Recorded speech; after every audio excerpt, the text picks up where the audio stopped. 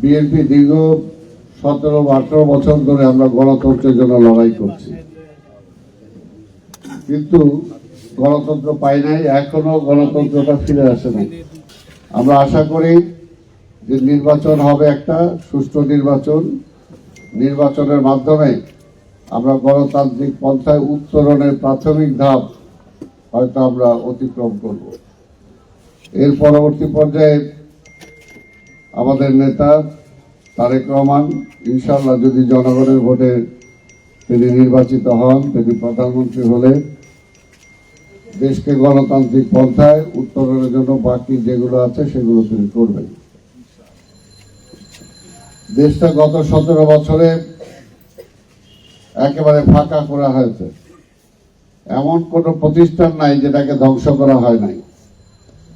আর এটাই সবচেয়ে বড় ব্যাপার যে বিএনপি সবসময় যখনই দেশটা একটা সংকটে পড়েছে, সেই সংকট থেকে উত্তরণের জন্য এই দেশের জনগণ সবসময় বিএনপিকেই কাছে পেয়েছে।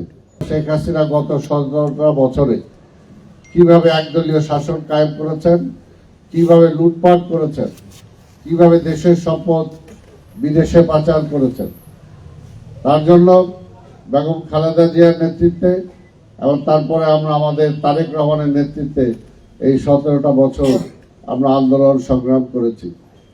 আজকে দেশে আবার সেই একই অবস্থা, দেশের অর্থনৈতিক অবস্থা খারাপ, দেশের সামাজিক অবস্থা খারাপ, দেশের আন্তর্জাতিক অবস্থা, যে কোনো অবস্থাই বলি না কেন, কোনোটাই আজকে ভালোভাবে চলছে না। এটাকে যদি ভালোভাবে চলাতে হয় তাহলে একটা ভালো সরকার দরকার।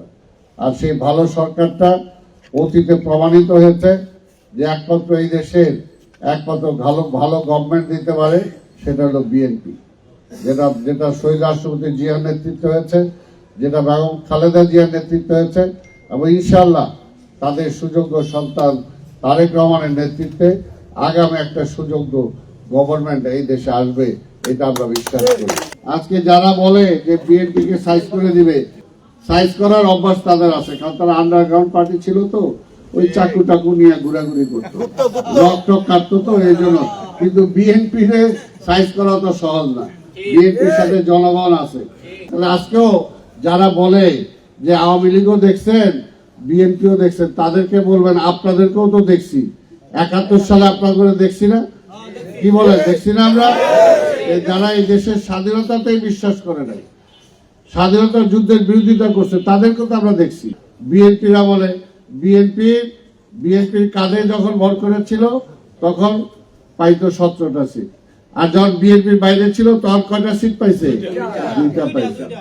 কাজে এখনো নির্বাচন করতে চান করেন, কিন্তু বিএনপির বিরুদ্ধে এত সমালোচনা করে আপনার লাভটা কি? বিএনপিকে তো জনগণ জানে, জনগণ চিনে, বিএনপি কখন জনগণের পাশে ছিল।